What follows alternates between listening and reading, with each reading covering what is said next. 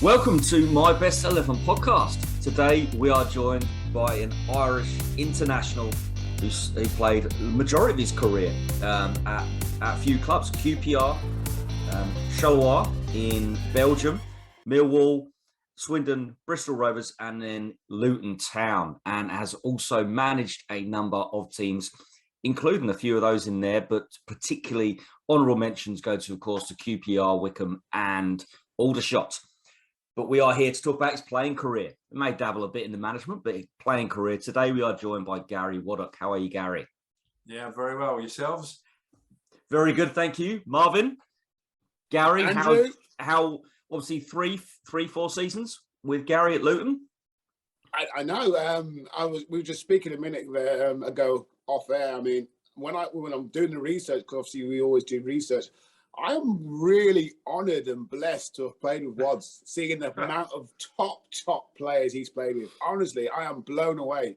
And it's always great to see the Waddler, as I used to call him, and because, like I said, I mean, he kept things simple, could look after himself, and was, a great, fantastic acquisition for us when Pleaty went out and got him. It was some good times when it was. Some great times. Great times. I had a great period at the club and some big personalities in that dressing room, and you were definitely one of them, mate. I've got to tell you. Good character, good personality, and thoroughly enjoyed playing alongside you. Fantastic. So we're here to talk about the whole of your playing career.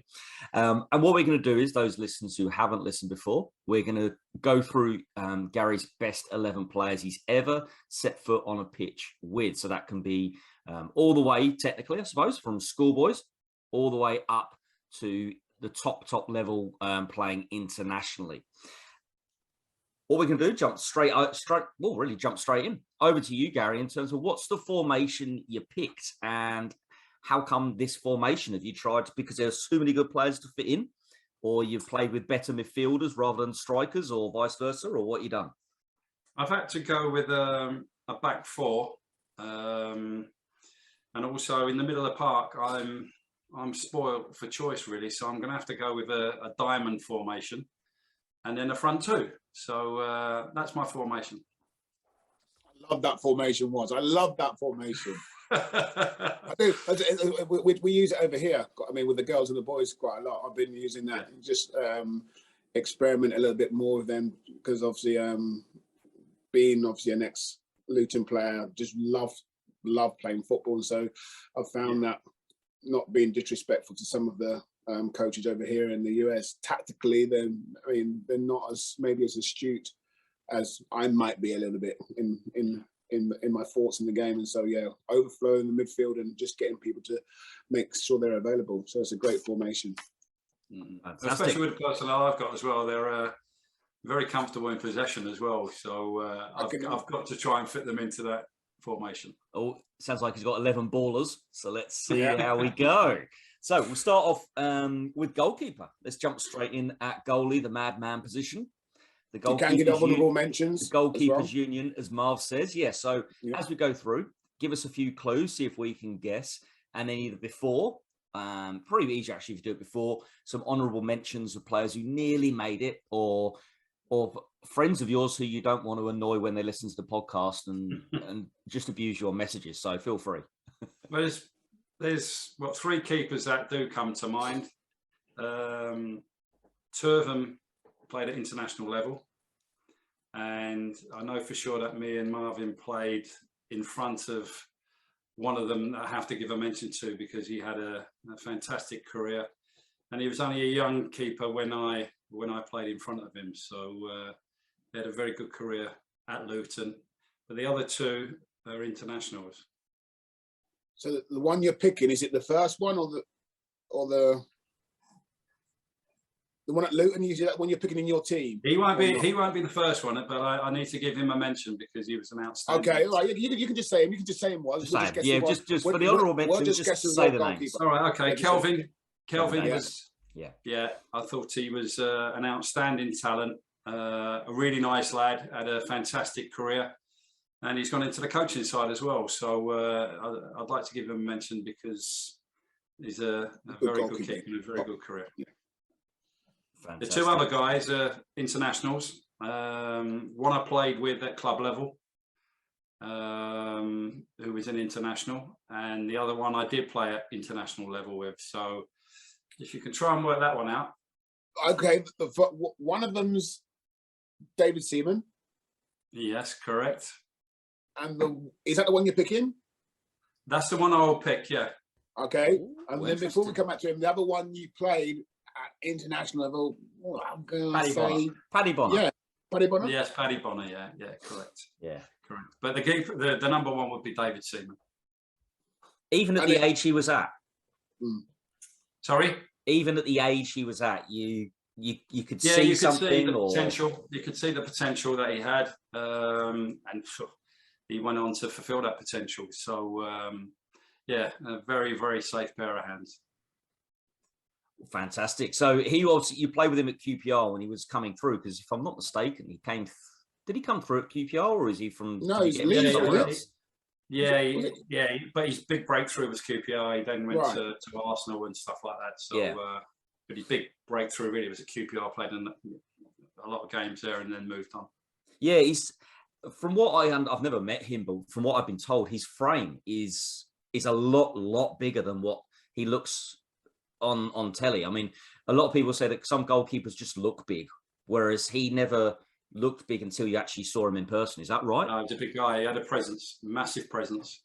Even at that age, did he? I mean, is that how he can tell he was going to make it, by having a frame at that age? Or yeah, he was confident. He was confident. As soon as he walked in, as I say, he had a presence within the dressing room. And as I say, he went on to have a fantastic career. You know, fulfilled his potential. That's for sure. Yeah. Did he always have a good shout on him, a good bellow on him?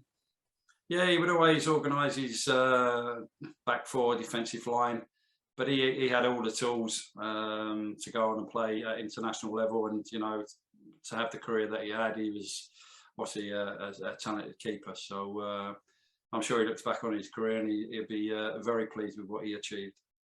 How could you not be? Yeah, exactly. How did it come about for you? Professional career? I mean, I know QPR was your first.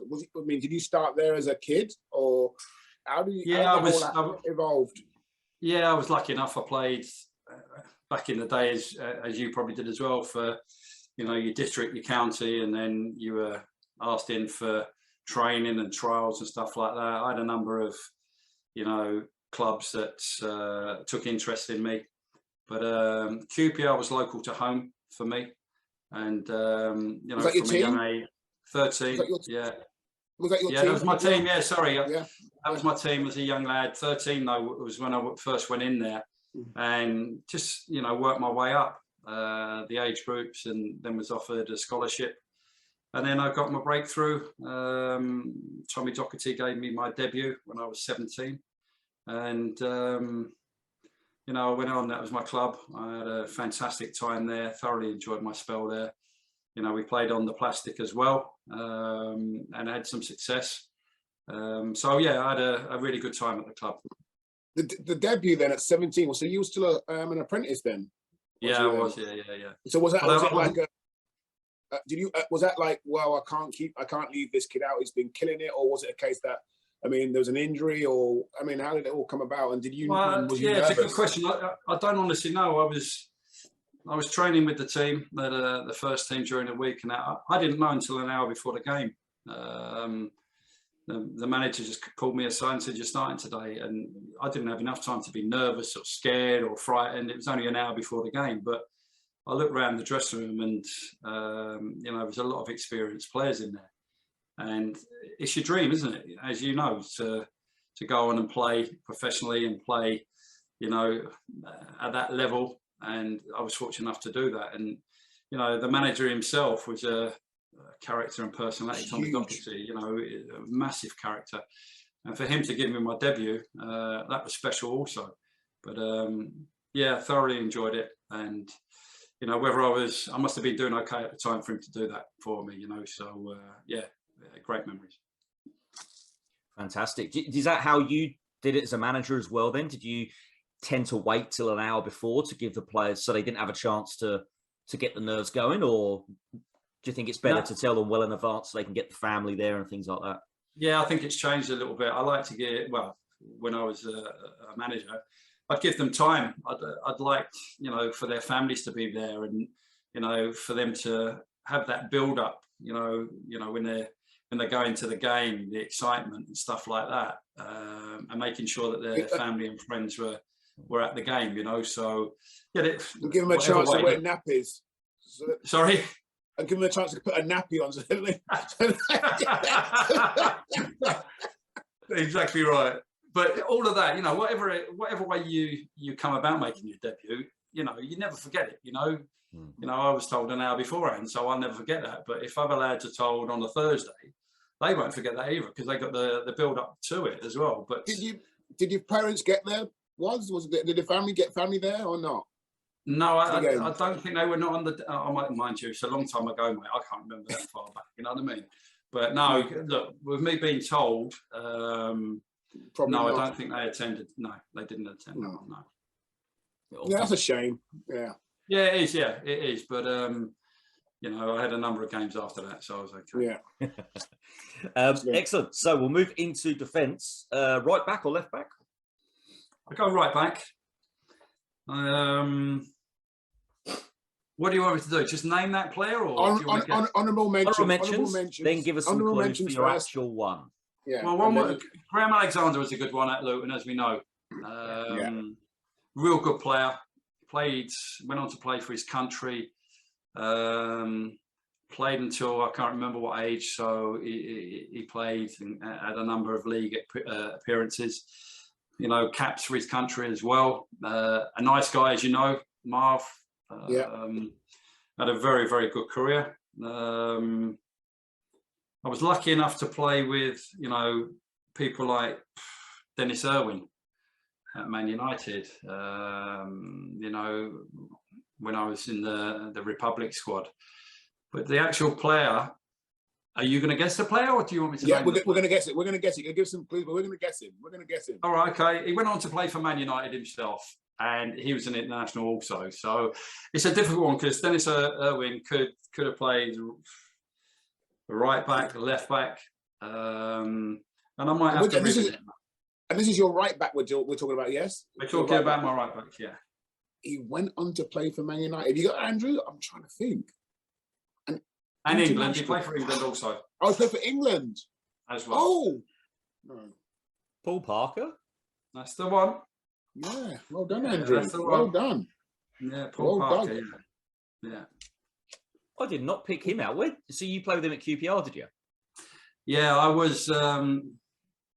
Well, I had an injury at QPR, and I played a couple of games with him. And he went on to play a lot of games there, and then went on to Man United, and another one who had an outstanding career. But yeah, he went on to play for England, played in the World Cup and stuff like that. So yeah, to be able to say that I played alongside, you know, these players who've gone on to play at that level, you know, is also pleasing for me also. I mean, I might be wrong here, I mean, he wasn't the biggest, but did he not play centre-half as well? Sometimes? Yeah, he could play centre-half, yeah. Good in the air. Really good in the air for someone who would say... Size. You're not your 6'2", 6'3" centre-half, but, you know, had a good leap on him, and it would rarely get done in the air. Yeah. Quick, good defender, good 1v1 defender, and had a very, very good career. Especially back then, it was a very unfashionable position, whereas now it seems to be the in thing, doesn't it? To play at fullback. Yeah, but he was just one of these. He was so quick that, you know, he could be caught out of position, but he would recover. And look, to go on and play for Man United, you have to be a decent footballer. Keep Sir Alex happy. Yeah, back in that day, anyway. Fantastic. So. That's your right back, Paul Parker. Who's going on the left back? Well, I mentioned Dennis Irwin, so he could play there. I'm going to throw Mitchell Thomas in there as well. Yeah. Character, good guy, Played a number of games with Mitch as well, so I'd like to give him a mention. But the one, I don't know, Chris Hughton was one as well. Right. Chris Hughton. So it's between them three, really. So are you going to pick it, or do you want me to pick it? Well, it's between. What do you think I'm going to plump for? Chris Hughton, Mitchell, and Dennis Irwin. Yes, is that Dennis Irwin. Yeah, Dennis Irwin. Yeah. I think you're going to Dennis Irwin. I think Chris Hughton. Interesting one. Like them two. Unfortunately, Mitchell would come in third place, but but for them two, it's a difficult one. But I will go with Dennis Irwin because he can play right back, left back. Chris Hughton, fantastic guy as well, but I'll plump for Dennis. Yeah, very, very quiet guy. I mean, you never hear of him. I don't think I've seen a photo of him for years. Yeah, he got on with his job. He'd done his job to a very high standard, and done his talking really with the way he performed. He didn't have to talk and express himself that way. He done it with his ability on the football pitch. Yeah, was he one of the lads who went out, or was he kind of saw it a bit more of a 9-to-5 job? You hear of footballers that turn up just in time and leave as soon as training's done, and they keep their life. Well, I only played with him at international level, so I got to know him that way. So he would mix with the group. He was a good guy. There's no getting away from it. He was a good guy. So, but he was very professional and thorough in what he'd done. And he sort of like led the way a little bit, as in the first sort of like attacking fullbacks, wasn't he? Because he used to score some goals, didn't he? He used to get forward and join in quite a lot. Yeah, he would join in, free kicks and stuff like that. And yeah, he was a talented player. Was he really good at penalties, or am I getting him confused with somebody else? I don't know. Free kicks. I remember the free kicks. He was very free good kicks and that. Yeah. Yeah. Steve Staunton as well. I played with Steve Staunton for the Republic as well. You could throw him in as well. There's a number of players, but to pick one out of that four that I mentioned is very, very difficult. But I would go with Dennis. Fantastic. So we'll move to centre backs. I got to mention the fella here, haven't I? I've got to mention him. Otherwise he'll have the Raven up with me. No, player. Like that was. I'm very not a good player, good character, great personality as well. Made it really easy for players when they come into the club to settle in, and I thank you for that as well, mate. You looked after me while I was there, and as I said earlier, I thoroughly enjoyed playing alongside you. How easy is it as an I was scared of him. He's a redhead. People said, "Stay away from redheads." I was scared. Oh dear. How easy is it to come in as an older head, obviously near the end of your career, and then to come into a dressing room that's obviously got other older heads? How easy is it to find your place in those dressing rooms? That's a good question, because I come into the dressing room, or I joined the club when I was around 30. But you walk in and you see a lot of players in there who are similar age or older, experienced players who know the league and stuff like that. There's big characters in that dressing room. When I walked in, but I think the only way and the best way to settle in is what you do on a match day, and how you perform. As I say, big characters, and Marv was one of them, and there was Kerry Dixon in there. There was Trevor Peake. There was Mitchell. There was a lot of big characters in there, and you ease your way in. There's no point going bowling in there and being loud and stuff like that, because you'd just be shot down. And I just wanted to go in there and play and be a part of that group. Yeah. And did you take on at that time, obviously I know you're only 30, did you take on a lot of the helping of the youngsters? And is it at that stage you felt that management was starting to creep into your mind? Yeah, I wanted to go into the coaching management side, and I wanted to get my qualifications by the time I was 30. So when I actually got to Luton, I was fully qualified as a coach, and the manager at the time, David Pleat, it was a great one for me to learn from and off. And, you know, I see him around on the circuit now, and what a guy he is, you know, and we have, you know, good long conversations about the game and players that are out there. And you can imagine how many players that he knows, and right up to today, he's his fingers right on the pulse in terms of young players coming through. But to learn from somebody like him as well, or watch somebody like him, when I was getting to the period where I was looking to go into coaching and management, you know, I learned a hell of a lot of it. Yeah. And did he give you many chances to start to work with the youngsters as well? No, it wasn't a case of that, because I wanted to play for as long as I could. And then, you know, to fall back on the coaching side, that's why I wanted to be qualified, because you could leave it to the last minute when you're 35, 36 and go, I need to get qualified now. But it takes years to get your qualification, you know. So I wanted to do that. I was coaching at QPR in the evenings with the under 15s while I was playing at Luton. So I was trying to get my coaching experience that way. So I was trying to combine both, you know, playing and coaching. And for me, it worked quite well, you know, because at the end of the day, at some point you have to stop playing. And I got to 36 and I still had another year left on my contract at Luton. QPR offered me a contract to be the youth team coach there, and I had to weigh up what was right for me at that stage. And I could possibly only play for another year, but I wanted my coaching career to go on for a lot longer than that. So the opportunity was there. So as much as it saddened me and it was hard to make that decision to stop playing because I love the game, I decided to go down the coaching route. Oh, interesting. Perfect. Interesting. So we'll get back to your 11, and you were hopefully it's giving you a bit more thinking time for your centre backs, because you pulled a kind of concerned face of how the hell do I fit these players in? How do I do that? There's loads. I'll rattle a few off. All right. Go on. Yeah. Go on. What? But hey, don't mention the one you're going to pick though. Don't mention the one you're going to. No. Either you'll pick. Don't mention the two you're going to pick. Don't mention any of them two. Well, that's hard. That's going to be really hard. Okay, Mick McCarthy. All right. Great guy. Really helped me. Excuse me. Really helped me. I was at Millwall. Played with Mick at Millwall. Played with Mick at with the Republic, and he really looked after me.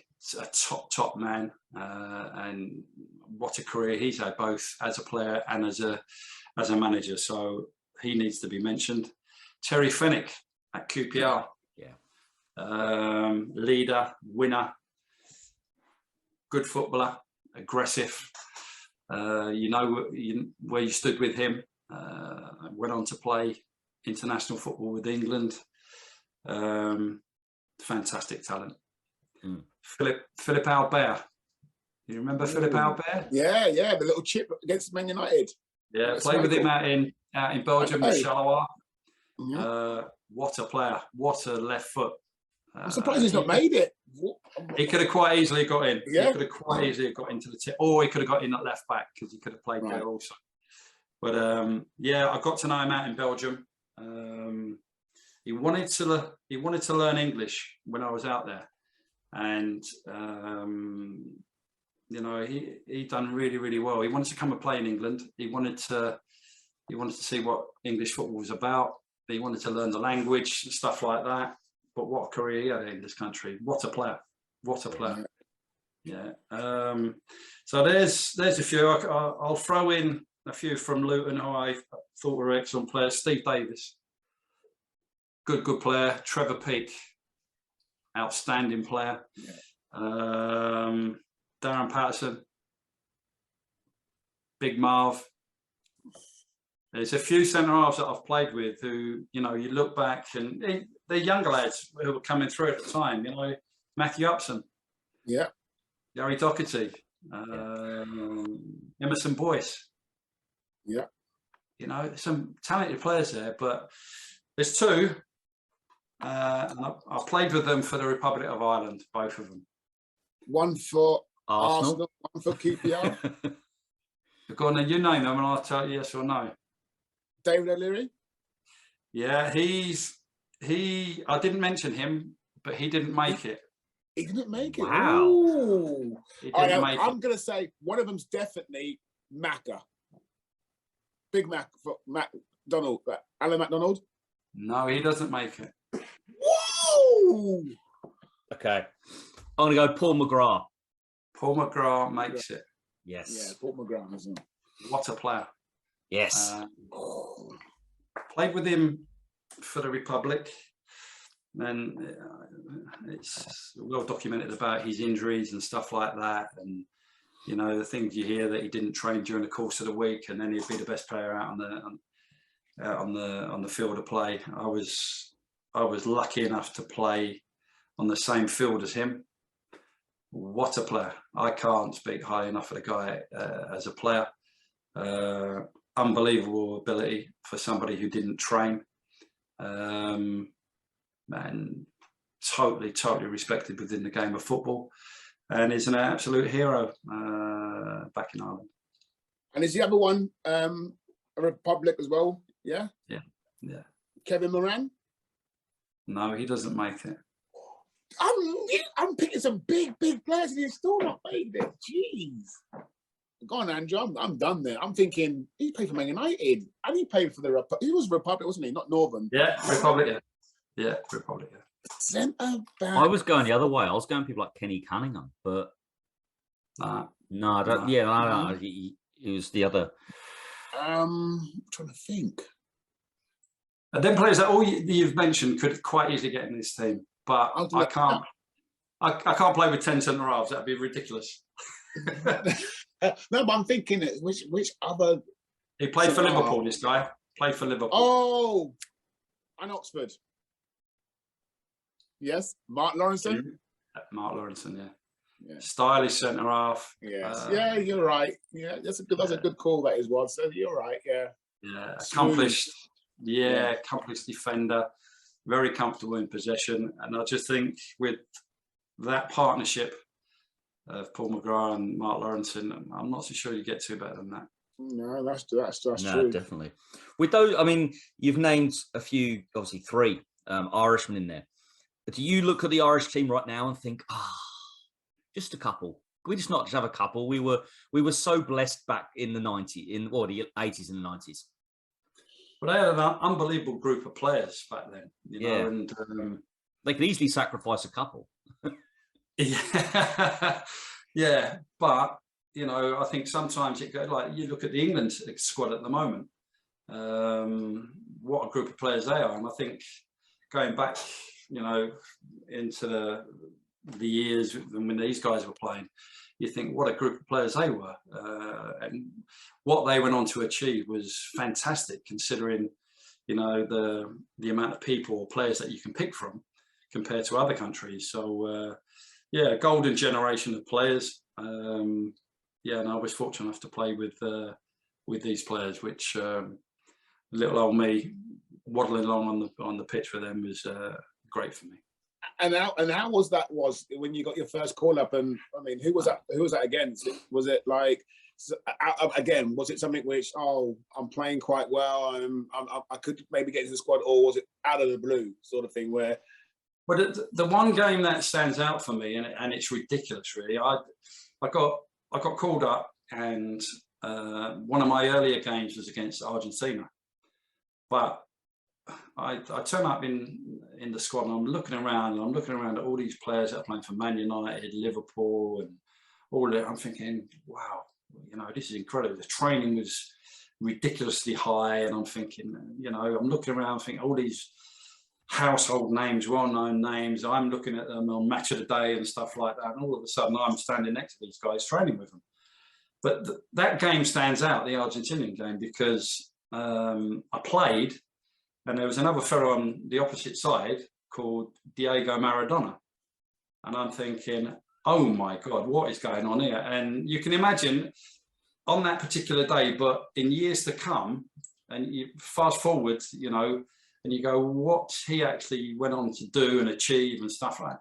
I played against him, you know, and I'm thinking, how can I be playing against someone like that and playing within a group of players like this? But that's a standout one for me. Yeah. You know, and he playing with all players that I was playing with, plus this guy. And was he a standout then once?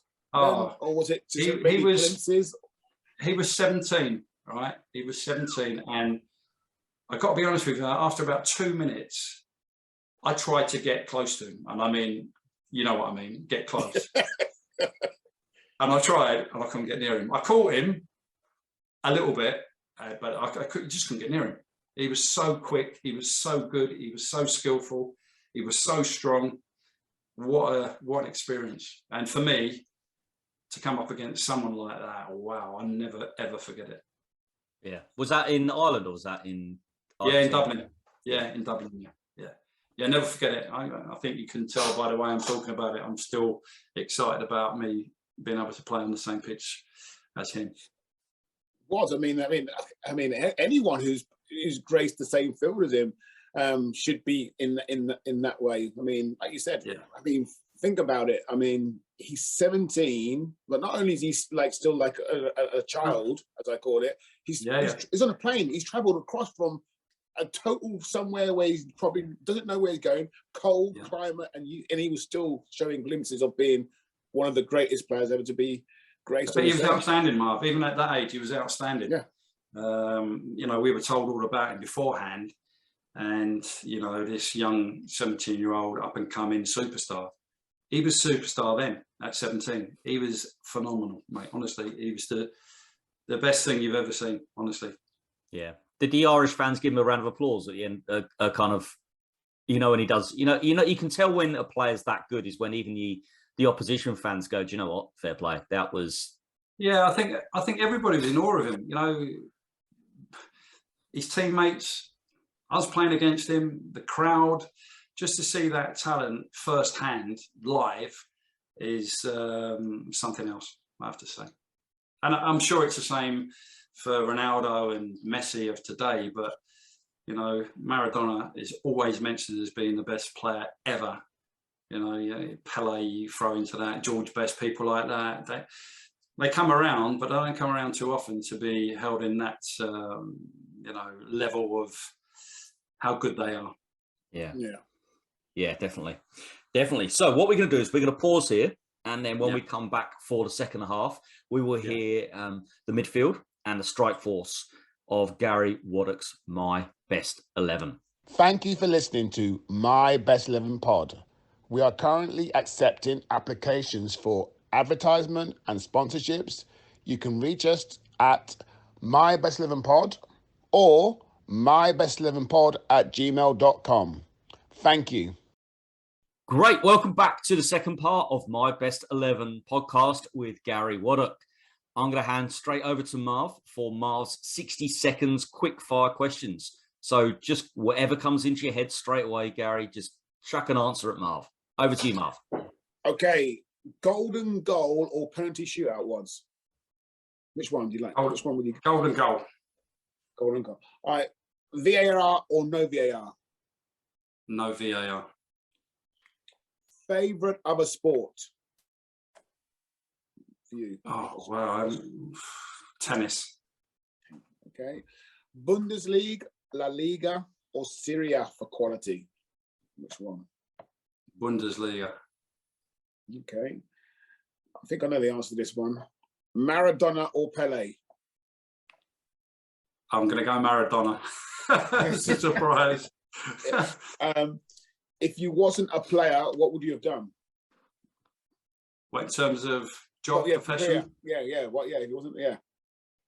I wouldn't have had a career. I would have been struggling, I think, on the dole, something like that. I found it very difficult. Okay, the best ground you played at for you? Best ground? Wembley Stadium. Okay. Best player. This is not now you're playing with on the field. It's the best player you've seen live. You've seen live, watched, gone to a game and you've seen. I saw Rodney Marsh a long time ago. I saw George Best when he was at Fulham. So I would say one of them two, yeah, definitely. Okay. Last one, Marv. All right. And we're going to go with funniest player, teammate, or a teammate or someone, funniest player. You were funny. I have to say you were funny. There must be some Irish ones. Alan MacDonald's funny. Alan MacDonald was a hell of a character. I would say Alan MacDonald. What a character he was. Alan MacDonald. Fantastic. Okay. So, you say Alan MacDonald. What was he funny in the dressing room, out the dressing room, on the play, he was on hilarious. the pitch, on the training ground? Yeah, he was hilarious. Yeah, it was him and David Bardsley at QPR. They were like the two Ronnies, if you like. They were banter all the time. They were playing tricks. They were sticking everything to cutting things up, and they were ridiculously funny. But you're asking me one, I would say Alan MacDonald, just a hell of a character. Didn't he like a cigarette once? Did he? Did he smoke? Did he? Yeah, he did. Yeah, before, I know, during, and after. At half time, he'd go in the toilet and he'd have a quick fag in there, and you'd go in there to the toilet and you'd be looking at the smoke coming out the top of the toilet, and he'd quickly put his fag out, come out, and then be the best player on the pitch second half. I know, I just find that unreal, how good a player he was. There's a lot of players like that. A lot of players back in the day who would have a little puff at half time, or, smoke, during the week and stuff like that, but be outstanding physically on the pitch, But he was what a character. Can you imagine that at half time, having a fag? I know. But great man. Well, just before we go back into it just quickly. Obviously, Andrew mentioned it at the beginning. You went into management. Was it? Something which you always wanted to do, and like, how did you set up your teams? Again, I'm presuming that you love to play the correct way, like with the ball on the ground and like moving the ball around. So, what was your biggest influence in wanting to do that? Well, going back to the question you asked me before, what would I have done if I hadn't been in, weren't a footballer? I honestly don't know. It was from a real young age, I wanted to be a professional footballer. And if I hadn't made that, God knows what I would have done. And I seriously don't know what I would have done. But your career doesn't last forever in terms of playing, and you've got to prepare for afterwards. And a lot of us players leave it too late, and all of a sudden it creeps up on you, and you go, well, what am I going to do now? And you're left stranded, because we weren't earning the amount of money that the players are earning today. So we have to have a second career as such. And I thought, I want to go into coaching. I want to be a coach. So, as I said earlier, I wanted to get my qualification by 30, and then I wanted to go into what I actually wanted to do was to be a youth team coach and try and work my way up. Because if I ever got to become the manager, I would know how things worked from, top to bottom, bottom to top as such. So if I had a conversation with the youth team coach or the reserve team coach when I was the number one, he could never throw back, well, you don't know, you've never done the job. But I wanted to do that, and I actually achieved that. I've done every role apart from being an assistant manager before I became a manager. And funny enough, I've had a number of assistant managers roles since. So I've caught up on that, So, but I've always wanted to go into coaching, and I've done it for a period of time at QPR. And there comes a time, I think, for everybody where you go, I wouldn't mind being a manager now. You get to that point where you go, I've seen a number of managers come in and out. You go, well, I can do what they're doing, but you need an opportunity to do it. And I was fortunate enough, I had an opportunity at QPR, and at that stage, it didn't work for me. I was only there for a short period of time, and, we parted company, and I thought, right, I've got to show people that I can manage. And I'd never had an interview in my life. And Mari said to me, I applied for the job at Aldershot, and she said, what are you doing? My wife Mari, Marv, so you'll know that she would say something like that, what are you doing? So I said, look, I've never had an interview in my life. I want to go through the interview process just to see what happens and what questions they ask you. I loved it, absolutely loved it. And they offered me the job, and I took it because as I said, I wanted to show people I could manage. And I set about how I wanted to play, how the team wanted to play. And yeah, you've touched upon it already. I wanted to play out from the back. I wanted to play through the thirds. I wanted to do it the right way. There's no right way and wrong way. It's about the result at the end of the day. But I wanted to have a certain style of play that suited the squad that we had. And I also feel that we're in the entertainment business as well. People pay good money and they want to see goals. They want to see good football being played. So that's how I set out. And it's probably fair to say that you probably was, again, one of the first managers, because I mean, back in that time, it was like, well, it's non-league, get it forward, blah, blah. You pissed the league, because obviously I think you was different. Everyone else was the same way. And now you've come in and you're now playing football. And again, we all know the higher you go, the more technical you are, as gifted as players, that you're going to be like the Man Cities of the world, and the Liverpools now. You're going to end up being near the top or winning the Premier League. And you've now gone into the industry of the non-league and flipped it on its head, sort of thing, and saying, well, no, we're going to play because obviously this is the right way, because no one else will like it, and you'll win the league, and you did. Yeah, it was. Yeah, it's. Yeah, I'd never. I was limited on non-league. How the game was played. I spoke to a lot of people when I got the interview and stuff like that, and they said every team plays the same way. They're big, strong, very, very direct. But Martin Cool was there as the assistant manager under the previous manager. Yeah. And he knew the non-league scene. He'd been at the club for quite some time, and I knew Cooley anyway, and we hit it off. And he said to me, if you want me to go, I'll go. I said, no, I want you to stay. He's an outstanding coach. And together we put a team together, but I wanted to play a certain way. I wanted to break the mold, if you like. And this is how we do it. I wanted a youngish team. I wanted a fit, athletic team.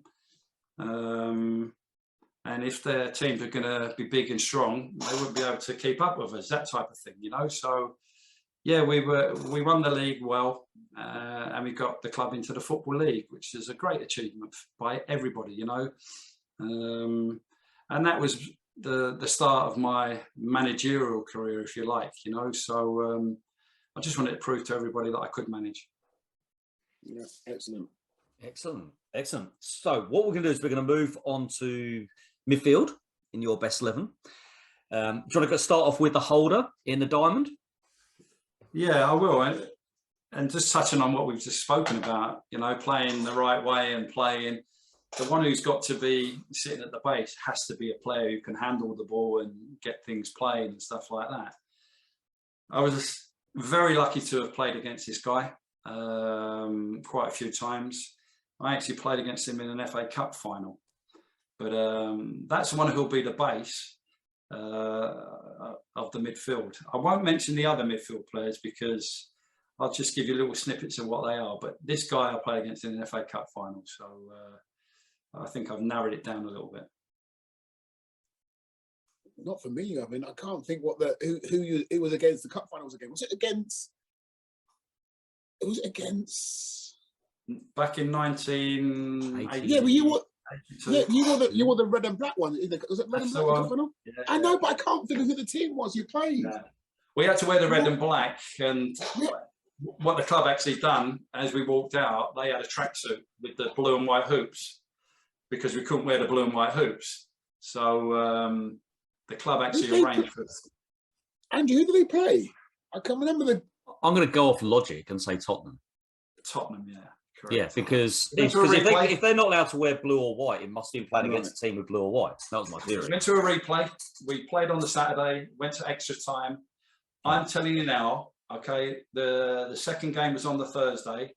I could not walk until the Wednesday morning, mate. I was that tired after Saturday with the extra time. It was ridiculous. So, we played on the Thursday. So I was lucky enough, lucky enough to play against this guy. This guy was an unbelievable player. So, it was against Tottenham. Did you also play with him at Swindon? Yes. Yeah. Where he was he manager then as well? Was he player manager? Yeah, player manager. Yeah. Glenn Hoddle. Glenn Hoddle, yeah.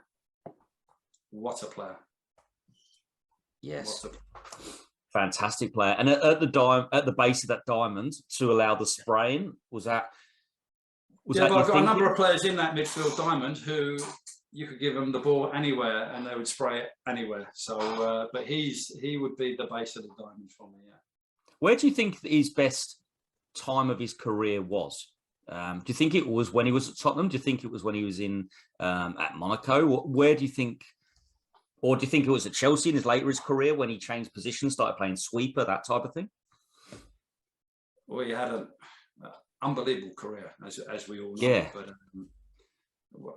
again, I played with him at Swindon, and he dropped back into a sweeper role there at Swindon, and it was incredible to watch him play, train on a daily basis. So, that was an unbelievable experience for me. I think at Chelsea, he wanted to change the style of play. He wanted to bring more of a continental style to the English game. And he was the one that was dictating everything, by him actually playing in it and, probably coaching players while he was playing. This is how we're going to play. And I'll show you how we're going to play. You could argue he's probably the best player that this country's ever produced. Unbelievable ability, technically outstanding. Well, he was the pre-Wenger, wasn't he? He learned it from Wenger at Monaco, and then he beat Wenger to start to do it by a couple of years, even though most people say it was Arsene Wenger himself. Yeah, and you could argue that by him going abroad, that would have suited his style of play even more so. And that probably developed him even more so for when he come back into this country. So, he had that experience of playing abroad as well. And then obviously with his career going on to manage England as well. I've bumped into one or two guys, but this fella, outstanding. Yes. Lovely segue there. Talking about going abroad, how did you move to Charloi and why Charloi in Belgium? How did that come about? Yeah, good question. How long have we got? I picked up an injury in this country. I ruptured my medial ligament, and I had to retire over here. But I could only play in the Scottish Second Division and abroad. So, what? Again, going back to that question that was asked earlier, Marv, what would I have done? I had to retire. Medically, I was written off, and I had to go and rebuild my career, similar to my managerial career, really. So I had opportunities in America and in Europe. And I spoke to a number of clubs. I spoke to the Tampa Bay Rowdies at the time. I spoke to a number of clubs in Europe. And I just felt, what would be the best route for me to come back? And I was trying to look forward to see if I can make my way back into this country. So I went over and spoke to Charloi, and they asked me to sign a short-term deal. I did. I played my first game, and they called me in and they ripped it up and they gave me a longer-term deal. So my knee was all right. I could, in today's game, I'd be all right. But going back when I was playing, it was a very, very, serious injury. So, I had a great time out there, both on the football side of it and, outside of football, different language. I would, for any player who's got the opportunity to go abroad and experience that, the playing side and, living abroad, the language and stuff like that, I would 100% go and do it. Just go and do it. It's a great experience. And then I was fortunate enough that I got called into a Republic of Ireland squad when Jack Charlton was in charge. It was like a testimonial game, and I was asked to come over and play. I played, and Jack Charlton was there. And Tony Cascarino was there, who was playing for Millwall. So he was asking me all about it because I knew him anyway and what have you. He went back to his club and told the manager at the time, John Docherty and what have you. And all of a sudden, they wanted me to come over and play for Millwall. So Cass has got I got to thank Cass for a lot for getting me back over playing it in this country. So yeah, it's that's a scaled down version of it, because a lot more of that went on in between. Yes, Excellent. yes, awesome. So we're going to move to right or left, whichever one you prefer. It's going to be I'll go quite left fluid by the sound of it, anyway, isn't it? Yeah, I'll go left to begin with. Left footer, obviously. Played for Arsenal. Absolute legend at Arsenal. A wonder of a left peg. Played for West Ham as well. I think he did in his latter years. Yes, he did. Yeah, he did. Yeah, that's a great shout. Yeah, I don't think I need to say much more than that, Marv. Chippy Brady. Yeah, Liam Brady. Yeah, that's the one. Yeah, Liam Brady. I did not know he played for West Ham. If that's true. Wow. He was like older, but he played. Yeah, I can remember him at West Ham as well. Yeah, that's right. Yeah, what a player! What a player! Chippy Brady. That's his nickname. Was it? Was that his nickname? Chippy Brady. That's right. Yeah. Is that because he liked to chip? Was it? I'm not being funny. Well, yeah, he could do anything, couldn't he?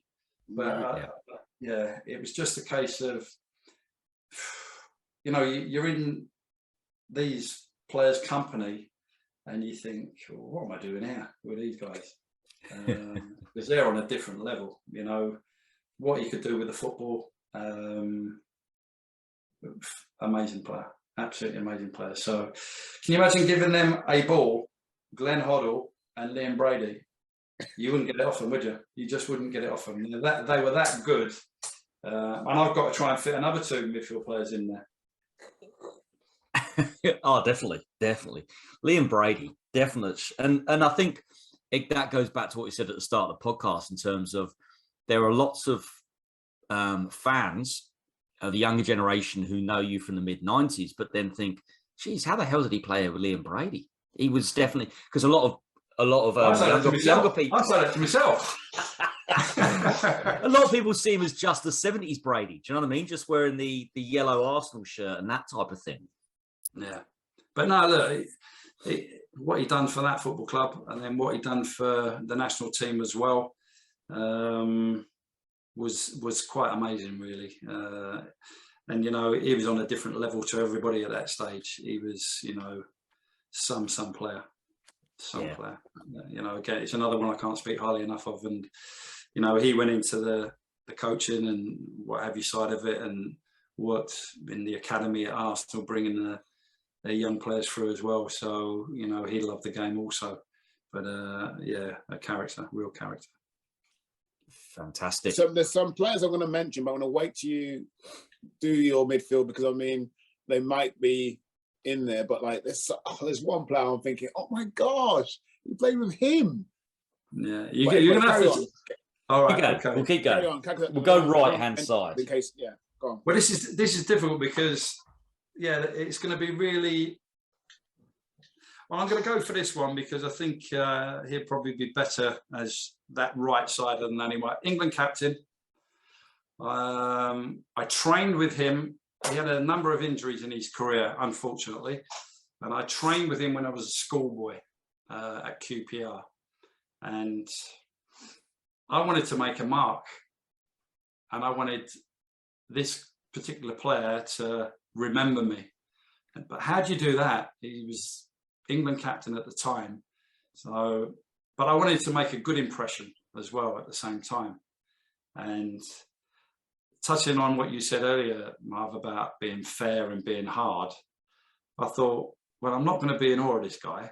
So I trained with him, and I got very close to him, and I gave him a little tackle, a little nudge, and he's remembered me ever since. And I was only a schoolboy at the time.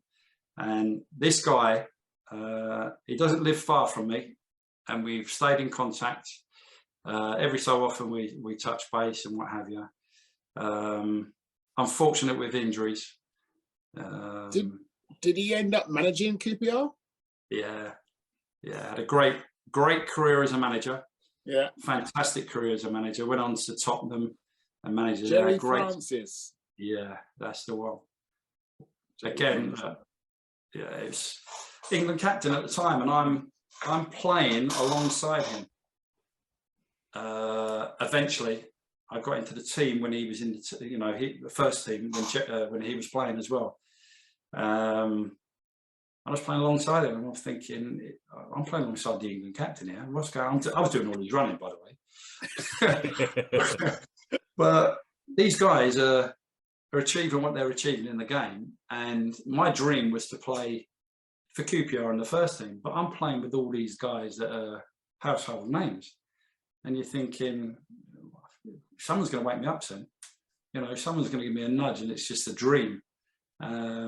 But I'll never forget that first training session that I had. And you remember? Yeah, since then, yeah. Brilliant player. But I'm saying that about everybody, but they are, when I'm naming these players, what they've achieved in their careers is fantastic, really. And he went on to, like you said, to management and did very, very well. I mean, people know him particularly from Tottenham.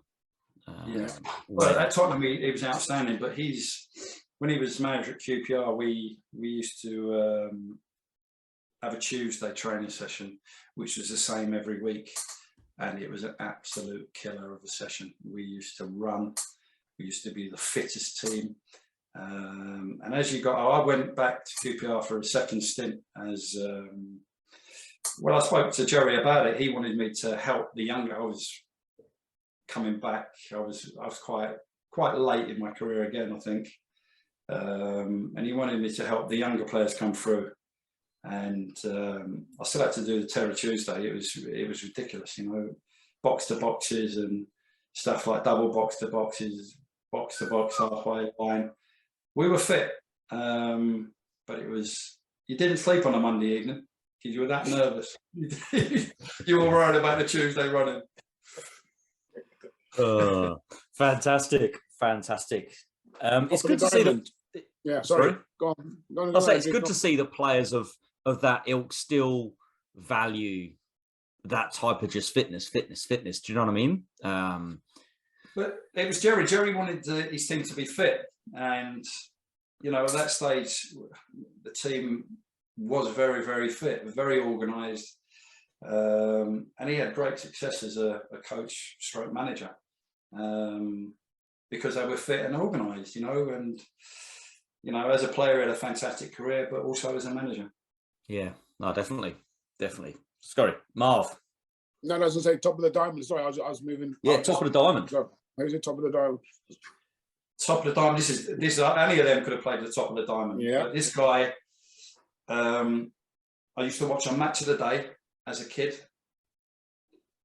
He walked into the training ground, and his peg was next to mine. And I couldn't quite believe it. He was a big guy. He had long blonde hair. Played for England. Should have played for England a lot more than he did. I'm stuck, Andrew. I'm stuck on this. Long blonde hair. Played for England. Played in the FA Cup final with him. No. Oh my gosh. He's an older player, isn't he? Yeah. He was I'm gonna say Stan Bowles. Oh no. Stan would be more on the front line. Okay. Stan Bowles.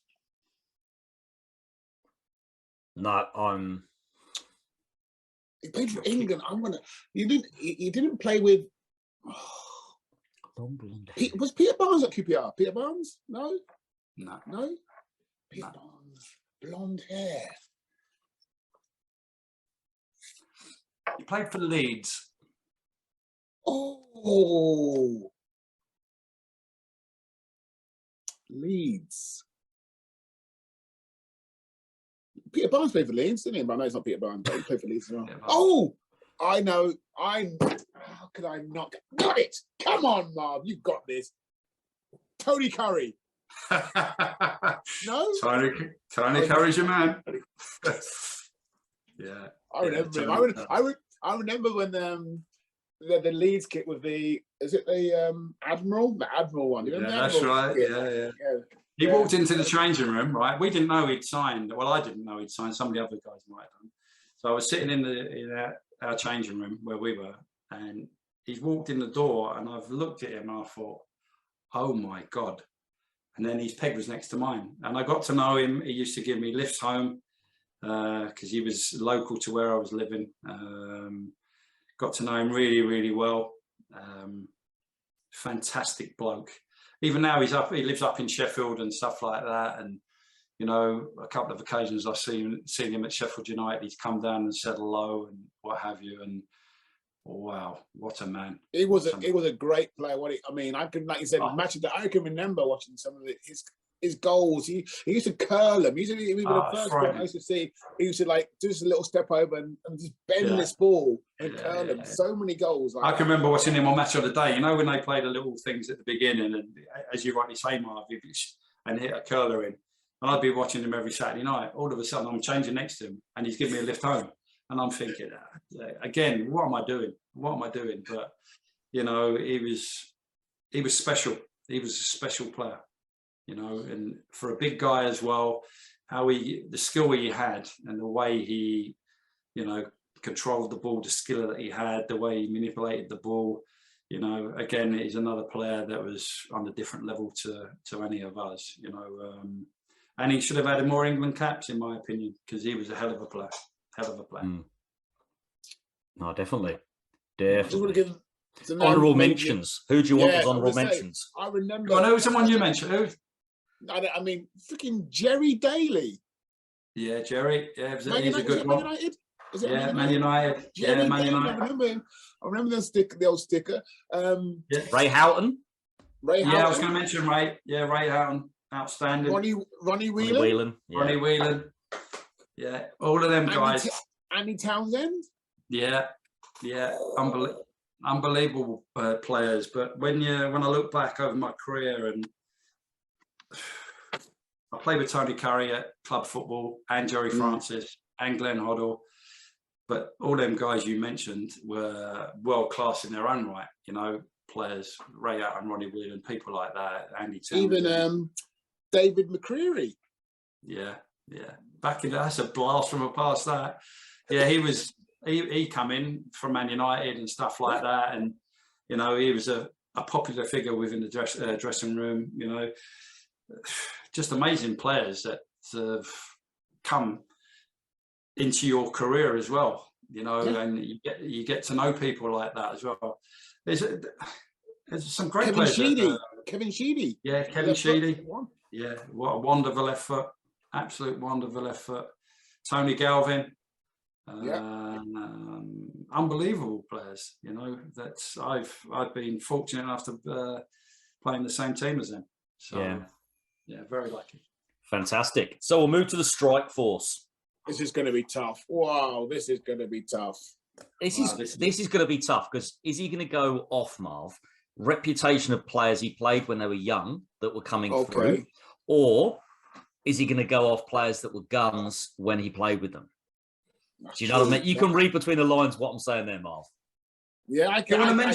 You mention a few. I won't snigger, wink, or anything. You mention a few who you think I might go down the route. All right, there's two particularly that I reckon you could pick that weren't amazing yet, but were coming through. Go on then. Les Ferdinand. Yeah, he's on the set. Okay, and go on, Marv. No, go on. No, you go on. I've got a different one. Go on. I was going to say Teddy Sheringham. All right, coming through. He forgot about it. The way that reaction was, he forgot about Teddy Sheringham. I'm going to say because this player was like I remember. I think I might even play against him, but he was underrated in my mind. But I know he was a real good player. Simon Steinrod. Yeah, good player. Good player. Real. Yeah, talented player. Simon Steinrod was a good player. International level, I mean, another one who scored. I played against him, and I think it was at Middlesbrough. Bernie Slaven. Yeah. Shared a room with Bernie. Yeah, Bernie Slaven. Character, real good guy, good player. An underrated Lee Rosenia. Was we out? Yeah, Leroy. Yeah, good guy, real good guy. Very underrated. John Aldridge. Oh, yeah. If you're going to go there, you can start chucking Aldridge and Niall Quinn if you're going to do that. Niall Quinn, yeah. Yeah, I've loved. And the man who got just shy of 50 goals at Tottenham as well, of course. You play with him. Well, he makes it. Yeah. Oh, there we go. We got one. There you go. We got he one. Makes it. He has to make it. Yeah. He has to make it. Yeah. Just a goal machine. I don't know where to start with. I played together in the youth team with him at QPR. The amount of goals he scored at that level was ridiculous, but he then took it onto senior football, and the amount of goals he scored there. Went abroad and played. We actually played in a game against each other abroad in Belgium. I was playing for Charloi, he was playing for Bordeaux. Played for England, scored unbelievable amount of goals during his career. Yeah, such a nice guy, nice family. Went on, sold for millions in his career, absolute millions. Just a machine. Everything in training, his finishing was absolutely incredible. The best finisher I've ever seen. And I've been lucky enough. John Aldridge, you mentioned John Aldridge, Frank Stapleton, Niall Quinn, people like that. Paul Goddard, who was a player that played alongside this player in the youth team. And they were the two strikers in our youth team. Anytime we got the ball forward into the final third, more often than not, you're going to score a goal. Yeah. Just want to touch on there, just before you move on. You obviously you said we've played with Clive at the youth team level, and like you said, everyone knows how he's gone on from that. Yeah. It's Clive Allen, by the way, listeners. Clive Allen, yeah. Sorry. To score the goals that he did and scored 50 that season. When you was playing with him at that level, youth level, was that something which he just was just a natural, or was it something that, like, after training, you'd see him with a bag of balls and he'd be like, bang, or was it natural finisher? He was a natural finisher, but he would obviously practice his finishing. He would do extra and stuff like that. But he was a natural finisher. He would put himself into a position, and the ball would just shot to him, and he would finish it. And when the goals that he got at Tottenham, he was a lone striker as well, which is an unbelievable feat, really. But from the young age of, you just knew he was going to go on and make it and be an outstanding goal scorer. You just knew it. And, he had success, and then he had a knockback with the move to Arsenal and stuff like that. Yeah. But he bounced back.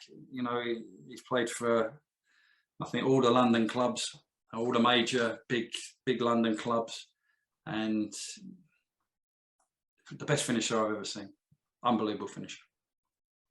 And you'd have to say as well, I mean, he wasn't exactly quick, was he? He wasn't like someone who would sprint away from you when in this day where you've got like some of these like Mbappe, you know what I mean, who's just lightning quick. Yeah. He didn't have that. He hasn't got their pace. He never had their pace. No, exactly.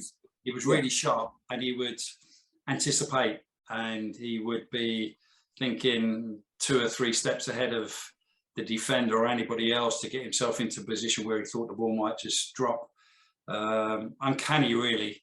It'd be like a magnet to him in the 6-yard or in the penalty area. Be a magnet to him. It'd come to him and he'd just finish it, right or left foot, headers, knee, anything. It would just go in, fly in the back of the net. You must have played against him, Marv. Yeah. I mean, I played against him. You must have done. Yeah. How'd you get on, Marv? I think, I mean, is he still in your pocket now? I mean, you know what? I'll let him know, Clive. I'll tell him, eh? he was a top player, Clive Allen. I mean, and it's a big family, weren't they? I mean, there's a lot of them who obviously went on, his cousins and stuff like that. Ollie, Paul Allen, who was at Tottenham as well. You had Martin Allen. You had Rory Allen, then at Portsmouth. Yeah. I mean, there's a generation of them. But going back to your question, yeah, I mean, I think he played against me, and I think he must have not. I wasn't marking him at the time. It's the one time he got away from me. I'm going to say that. But one of the biggest things I remember, like everybody talks about his finishing and stuff like. He was a winner. He had a aggression about him as well. He could look after himself. Yeah, he could look after himself. And I think you had to more so back then because you had some defenders like you hanging around, Marv, who would. Try and look after him. Let's put it like that. But no, fantastic finish. Fantastic. So next to Clive Allen. Yeah, this is tough because we've mentioned a few already. But the one player who technically I felt was outstanding. He was a player that I was a young player coming through at QPR. Actually played with him at QPR.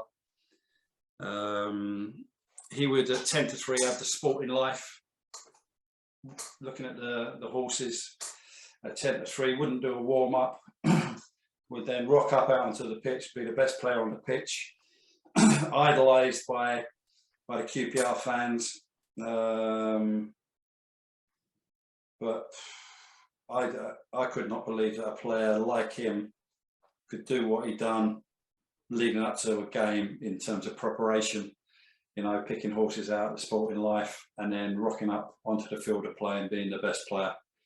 It's just unbelievable amount of ability he had. But another character. There's a lot of characters in this team, but you could argue he's one of the biggest ones.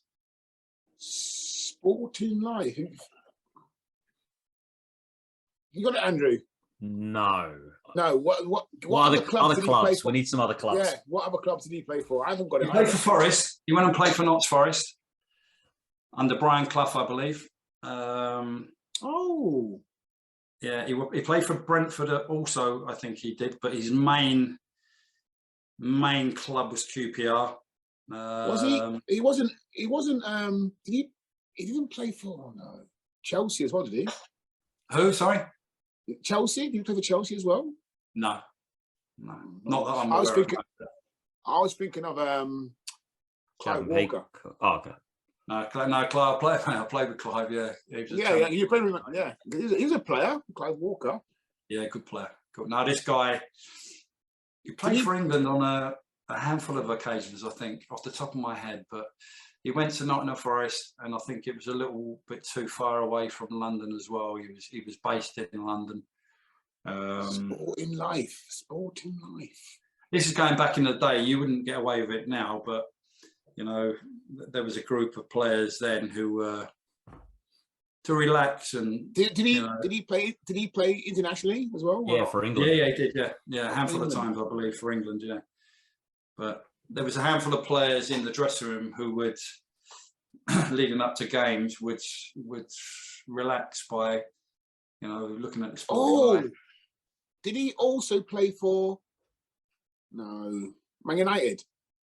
No. You've already mentioned him. We have. Yeah. Andrew, I think Andrew's mentioned him, hasn't he? Did Andrew mention him? I think Andrew. Did Andrew mention him? Went up? Nah, I haven't done. Anybody went up to. We've mentioned him. You've mentioned him already. But out of position. In an out of position.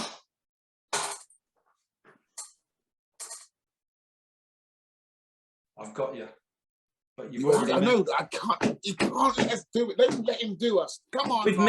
We've said it already, but we must have said it in midfield. You did. You said it in midfield. Who played at Forest? I know the Forest thing is thrown me. Played for England.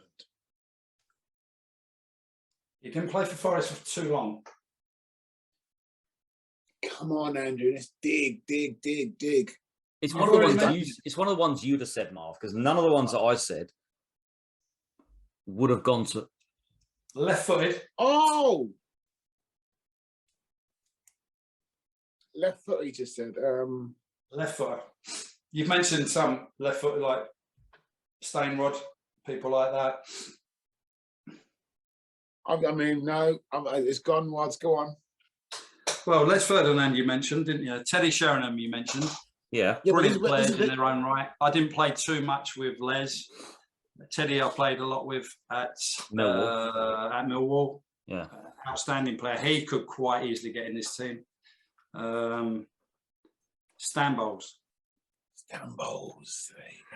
Marvin. Yes, I did mention Stan. But Teddy, I've got to say, Teddy Sheringham was an incredible player. Absolutely incredible player. Him and Cascarino at Millwall were fantastic partnership. Similar to what I said about Clive and Paul Goddard. You know, as partnerships go, you know, them two were quite special, you know, Cass and Teddy. So, but I have to say, for just ability alone, Stan Bowles is an incredible player. Stan Bowles, yeah. Interesting. And a character as well, as I say. Yeah, you were saying. He'd be sitting there with his clothes on, just get changed, go out there, and it'd be a stroll in the park for him. And I'm there an hour and a half before the game, trying to get myself ready for the game to be the best player or try to do really well. He'd rock up and just be the best player because that's what he was. And, you know, unbelievable ability. But you'll have to check that out, Forest. I'm sure it's Forest. I'm sure it's Brentford. No, I think you're right. You're right. You're right. I mean, there's another one we didn't mention. Another one, ex-Man United, centre forward. Played with you probably at international level. Frank Stapleton. Yeah, Frank Stapleton. He was a player. Great player. But who do you choose? You know, this. I know, that's what I'm saying. But this is what I was saying was at the start. I said, until I started doing the research, and I'm thinking, I mean, it's Wads. I mean, I remember Wads. Yeah, QPR, Bristol Rovers. Yeah. And then like when I actually went and started delving, whoa! He put Don Givens. Another one. Yeah. Well, what player he was. It's quite funny. You now just sitting here now talking, and you're throwing these names. You think, yeah, God, wow, what a player he was. I forgot to play. Yeah. You know, I played with Steve Highway, who played on the left wing. Another one. You know, I played with him. You know, Sammy Lee. Sorry, Stanley Lee. Sammy Lee, yeah, come into QPR. I played a few games. Sammy was brilliant. You know, for what he'd done at Liverpool, then to come into our dressing room, he was so enthusiastic about football, what he had achieved in his career. You know, great guy. You'd love him as a character as well. Absolutely love him. Peter Reid comes to QPR. He did? Yeah, he come there. And what about, was it, I mean, I think he's passed away now. The one who was centre forward for Man City. Was he the same Michael Robinson? Is that the one or not? Yeah, Robbo was there. Yeah, Robbo come. Yeah, he come from. Went to Brighton. Went to Brighton. Yeah, that's it. Liverpool. He come to. Yeah.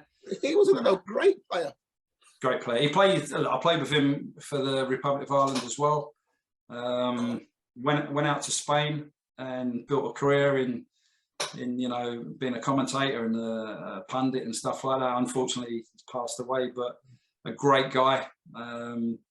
But it's mad. You're throwing names at me now, and you're thinking, yeah, I played with that. You know, I played with him. I know. You know what I mean? So, but no, great memory. Fantastic. And all of them players could get in this team. Yeah. And you know, I've been lucky enough to play with these guys. Been lucky enough to have so many outstanding managers and coaches to learn off of as well during my career. When you look back, there's some fond memories there. Awesome. Before we get on to your manager who would manage his team, I'm just going to ask you, from a perspective as obviously being player and a manager, and this is quite a tough one maybe to answer, is which one would you say is the greater achievement personally? Was it getting to the FA Cup final with QPR or the promotion with Aldershot? Or are they too difficult to compare? and I'll give you an Yeah, out. they're too difficult to compare because Is it different? Is it a different pride thing?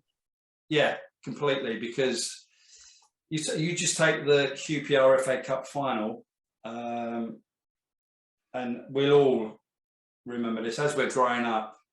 You'd be sitting in front of the telly on a Saturday morning, watching players having their breakfast, walking onto the coach, getting on the coach, the helicopter over the coach, making their way into Wembley, and you would want to be a player doing that. And then after the cup final, whoever the cup final was between, and whoever was the outstanding player or the one who scored the winning goal, you would be down the park straight after the game being that player. Yeah. And the dream was to go and do that. And I lived in Wembley. That's why I was brought up. And my dream was to play at Wembley Stadium in an FA Cup final. That was my dream, to do that. And to actually go on and achieve that, unfortunately, we didn't win the game, but to play on a Saturday and then get a replay on the Thursday, to play 2 FA Cup finals within a matter of days, that was an unbelievable feeling and achievement as a player.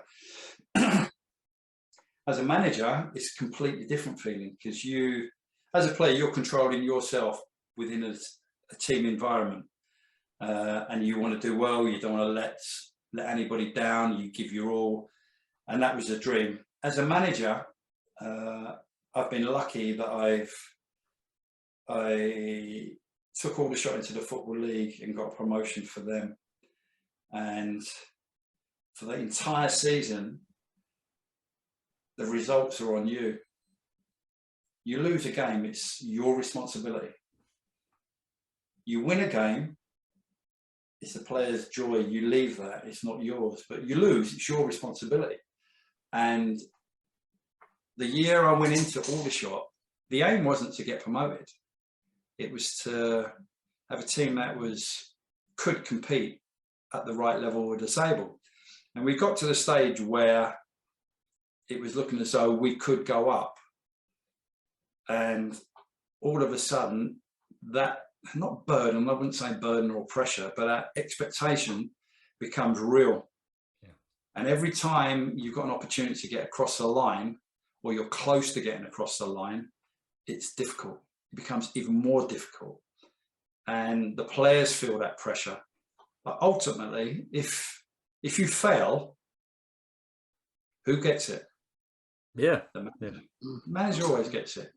Again, fortunately, we achieved it. We got over the line, and what a feeling that was. You cannot. The celebrations that we had were remarkable. And I've been lucky enough. I got a promotion with Wycombe as well. So, and I've had a relegation as well. So I've tasted both sides of it. So I know what it's like. But both are different. As a player, achieving what we achieved, it's a completely different feeling to being a manager, because as a manager, you're responsible for absolutely everything. You pick the team. Yeah. You're letting players down. You're letting supporters down if you don't win the game. They point the finger at you if the result isn't right. As a player, all you can do is give your best and move on. As a manager, you can't move. You move on from a win, but you can't move on from a defeat. It hangs around you for the week until you play again. Both different feelings, both brilliant feelings. To separate them, I can't, because they were both outstanding. So, I mean, I never knew that. So just from listening or just listening to you speak there, you grew up in Wembley. I was born in Wembley. Yeah, I grew up I was born in Kingsbury. That's where I was born. Well, born in Kingsbury Hospital. Kingsbury Hospital. Yeah, Kingsbury Hospital, what? Yeah. No, you wasn't. 100%. 100%. Really? Yeah. Oh my gosh.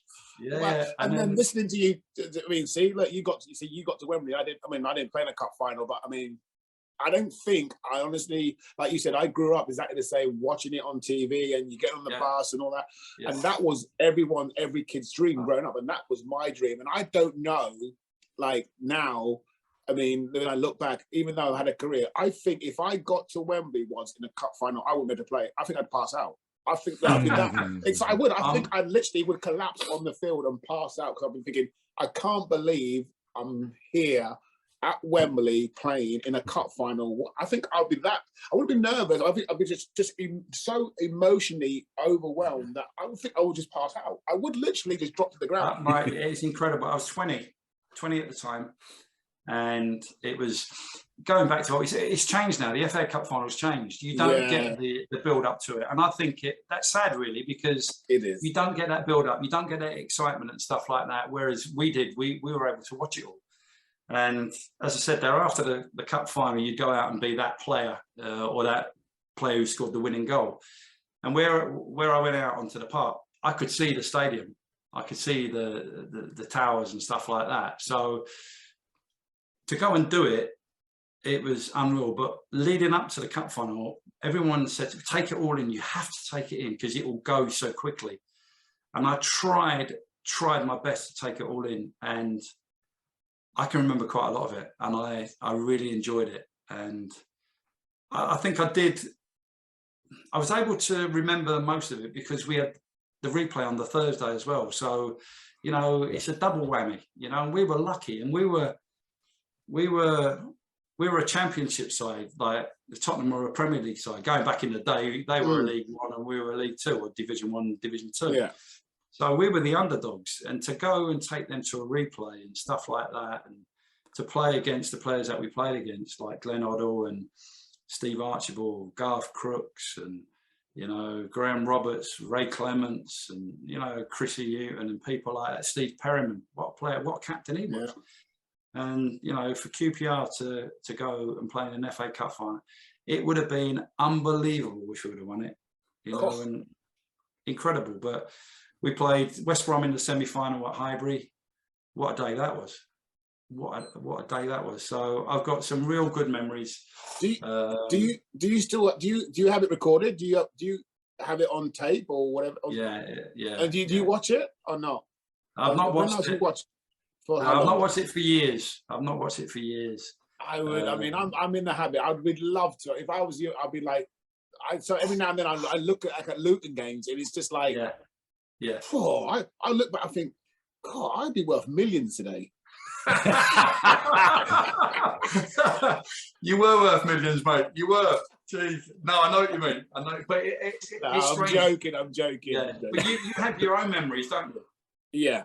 You have your own memories, but then you go and watch it on a DVD or a video or something like that. It brings everything back home, and you look at yourself and you go, "I was skinny then, and look at me now." You know, all of them little stupid little things. But no, it was brilliant. Absolutely. It's a funny enough. I was watching because I got this highlight video where there's just different clips from like Luton games, and one of them was the. You remember this? Sheffield United 6-3. You got sent off. Do you remember that? Yeah, I can remember that. Yeah, I got sent off once or twice in my career, but there you go. I know, but it was funny because I mean we got caught on the counter attack, and like it was like you sort of like shouldering the guy, and it's like you made out that you collided. Like it was funny. It was funny. But it was that was one of the games where I was watching back. It was hilarious because some good memories, mate. Some good memories. Awesome. So I'm going to get back to the original question, which kind of took me to the Aldershot and the players question. Was obviously you've worked under a stack of managers, and this is the one we do say you can pick anybody. We've had people who've picked their international manager, but we've also had people who've picked their coach when they were in under 8s, under 9s at school. So it literally can go all the way up, all the way down, and we're not going to guess. Just go through who you think was either the best manager for this team or the most inspirational manager you've ever worked under. Well, I had a lot in my career. I've had a lot of managers, you know, and David Pleat at Luton, Lenny Lawrence at Luton, experienced managers. Learnt off of both of them. I had a manager at Bristol Rovers called John Ward, who I played for 2 years, and I learned a hell of a lot off of him. But the penny only dropped when I went onto the coaching management side about how much he taught me and influenced me. more so than when I was playing for him. It was later on in my coaching career when I thought, wow, I picked up a lot from him. You know, Tommy Docherty gave me my QPR debut at 17. What a manager, what a career, what a character, personality he was, you know, and the players that he managed, for him to give me my debut. Jim Smith at QPR, unbelievable person, unbelievable football man. I've learned off of all of these people, you know, and, you know, I played for Glenn Hoddle at Swindon, Jerry Francis at QPR. You know, I could rattle a few more off, but the outstanding one for me, and he was ahead of his time at club level to begin with, and then he went abroad, and then he went on to manage internationally. An unbelievable manager. He knew where the line was. You could have a laugh and a joke with him, but when he was serious and when you had to go to work, you knew you had to go to work. Way ahead of his time, Terry Venables.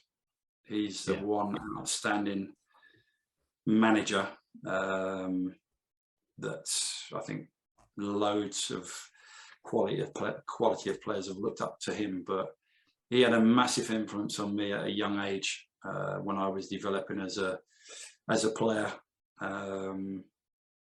Yeah, I can't speak highly enough of the guy. As I say, as a person, he was approachable, he was knowledgeable, he would give you the time of day, he would want to develop you, make you a better player. But he would also tell you when you weren't doing things right. So the man management side, he was second to none. He was your mate 1 minute, and he was your gaffer the next minute. You know, it was one of them where you knew where the line was. But then to go abroad to Barcelona and manage a club of that size and that standing with the players that were out there, and then to come back at club level and then international level, what he'd done for England with that group of players to get them so close to a excuse me, a final was quite remarkable. The way they played, fantastic coach, absolutely fantastic coach. But I could name a lot more, but they're just a few people that I could name that had an influence on my career. But the standout was Terry Venables. Perfect. And our final question was, I mean, just to let the listeners and a lot of the clubs you play for, what are you doing now? I know what you're doing, but just explain to them where you're at. I think you touched on it briefly, talking about the assistant job. So just go into a little bit about what you're doing now. Well, I'm assistant head coach at Cambridge United. This is my second season there. We gained promotion last year from League 2 to League 1, and you know, I thoroughly enjoyed it. You know, as I said to you earlier on, I wanted to taste every role before I got the manager's job, and I've had a couple of assistant roles now, and at the moment that's what I'm doing.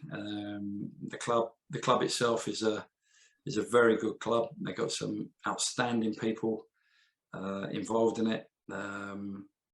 The head coach, Mark Bonner, is a young guy in his first job.